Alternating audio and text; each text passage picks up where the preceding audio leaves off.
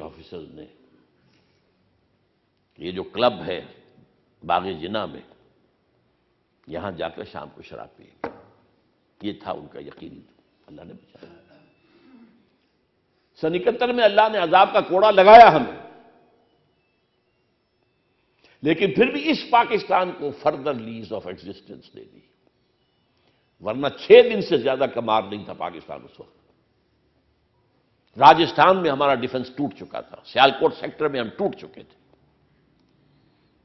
Air force ہماری بالکل ڈیفنکٹ ہو گئی تھی۔ کیوں؟ کہ بھارت کو ایسے ہیلی کاپٹر دے دیے گئے تھے جن پر کہ وہ ریڈار لگے ہوئے ہیں کہ ذرا سا بھی ہمارا کوئی جہاز ہلے انہیں فوراً معلوم ہو جائے۔ کہاں 65 میں ایئر فورس کا رول اور کہاں 71 میں زیرو۔ ہمارے جہاز کو آ کر وہ کیماڑی پہ مار گئے تھے۔ یہ تو اللہ نے پھر کیا ہے، نکسن کے دل میں کچھ ڈالا، اس نے فون کیا کوسےجن کو، کوسےجن نے فون کیا اندرا گاندھی کو، اور اندرا گاندھی نے یونیلیٹرل سیز فائر کیا، بچایا ہے، مہلت دی ہے۔ یہ مہلتیں، لیکن ما غرک بربک الکریم، اس پر دھوکہ نہیں کھانا چاہیے۔ اللہ تعالیٰ مہلت دیتا ہے، ڈھیل دیتا ہے، لیکن پھر پکڑ جب آتی ہے تو وہ بھی ایک دم آتی ہے۔ ان بطش ربک لشدید انہ هو یبدئ ویعید۔ اگلی سورت جو اس کا جوڑا ہے اس میں ہے امہلہم رویدا، ابھی ذرا مہلت ہم دے رہے ہیں، اے نبی آپ بھی صبر کیجئے، لیکن یہ کہ جب پکڑ آئے گی تو آئے، اس کو پھر روکنے والا کوئی نہیں ہوگا۔ اب اس میں 2 شکلیں ہیں۔ ایک بات پر میرا یقین ہے، اب یقین ہے، اسلام یہاں نہیں آئے گا تو پاکستان نہیں رہے گا، اس کا کوئی جواز نہیں ہے۔ وائی پاکستان ایک آرٹیفیشل تقسیم تھی جو ہوئی ہے، جغرافیہ کے حساب سے وہ کوئی نیچرل تقسیم نہیں ہے۔ ہمارے دریا سارے ان کے ہاتھ میں ہیں اور وہ ٹائٹ کر رہے ہیں، اسکرو کرتے جا رہے ہیں۔ ہمارے اندر وہ دم تو نہیں، ہم کشمیر کے لیے الٹیمیٹم نہیں دے سکے، ہینڈز آف کشمیر کہہ سکے ہم۔ وہ کمانڈو داخل کر دیے 1965 میں، اور ایوب خان کو یقین دلا دیا تھا بھٹو صاحب نے کہ انٹرنیشنل باؤنڈری کے اوپر امریکہ کی طرف سے اسے یہ ضمانت مل گئی تھی کہ انٹرنیشنل باؤنڈری پر حملہ آور نہیں ہوگا بھارت، وہ ہو گیا، لاہور پہ سیدھا حملہ کیا اس نے۔ تو اس میں صورت یہ بھی ہو سکتی ہے، یہ سورہ انبیاء کی 2 آیات کا حوالہ دے رہا ہوں۔ ان ادری اقریب ام بعید ما توعدون، اے نبی کہہ دیجئے کہ مجھے یہ معلوم نہیں ہے کہ جس بات کی تمہیں دھمکی دی جا رہی ہے، جس کا وعدہ کیا وہ قریب آ گئی ہے یا دور ہے۔ ٹائم ٹیبل میں کوئی نہیں دے سکتا، اگر حضور نہیں دے سکتے تو میں کس کھیت کی مولی ہوں، لیکن یہ یقینی ہے اسلام یہاں نہیں آیا تو یہ ملک نہیں رہے گا، اسے رہنے کا حق نہیں، نو جسٹیفیکیشن whatsoever۔ بھارت میں آج بھی لگ بھگ 30 کروڑ مسلمان ہیں، وہ تو سینسس کے اندر دکھاتے نہیں صحیح فگرز۔ بہرحال لیکن اس کے بعد دوسری آیت اسی صورت کے اندر اختتام پہ ہے،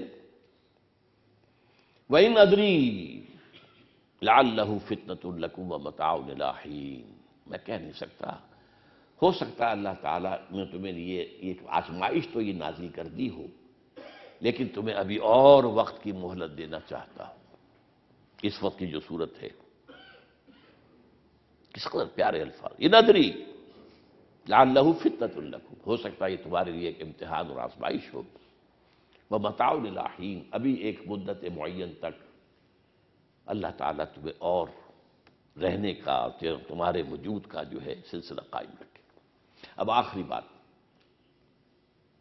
ان حالات میں ہم اللہ سے دعا کریں، لیکن وہ دعا توبہ کے ساتھ ہوگی، اس سے پہلے دعا کا کوئی مطلب نہیں۔ بڑے لطیف انداز میں قرآن مجید میں اللہ تعالیٰ نے اپنے دو انبیاء کی طرف سے جو انداز شفاعت ہوتا ہے بہت لطیف انداز میں، حضرت ابراہیم کے قول آیا ہے سورہ ابراہیم میں، فمن تبعنی فإنہ منی، اے اللہ جو میرا اتباع کرے گا وہ تو مجھ میں سے ہے ہی ہے، مطلب اس کے لیے تو تیری بخشش ہے ہی ہے، ومن عصانی فإنک غفور رحیم، اور جو میری نافرمانی کرے تو اللہ تو غفور الرحیم ہے۔ اب دیکھیے انداز دیکھیے کس قدر خوبصورت انداز کہ اللہ جو نافرمانی کرے میں سفارش نہیں کر سکتا ان کی، نہیں کر سکتا، مشرکین کے لیے دعا مانگنے کی اجازت نہیں ہے۔ فمن تبعنی فإنہ منی، وہ تو ہے میرا، ومن عصانی فإنک غفور رحیم۔ اور دوسری بات ہے حضرت عیسیٰ علیہ السلام کی قیامت کے دن ہوگی، جب اللہ پوچھے گا اے عیسیٰ کیا تم نے حکم دیا تھا اپنے پیروکاروں کو کہ مجھے اور میری ماں کو بھی خدا بنا لینا؟ اے اللہ میں نے نہیں کہا، میں نے تو وہی کہا تھا جو تو نے مجھ سے کہا تھا، اعبدوا اللہ ما لکم من الہ غیرہ، میں نے تو یہی کہا تھا، میرا تمہارا رب اللہ ہے۔ لیکن آخر میں پھر دیکھیے کیا کہتے ہیں، ان تعذبہم فإنہم عبادک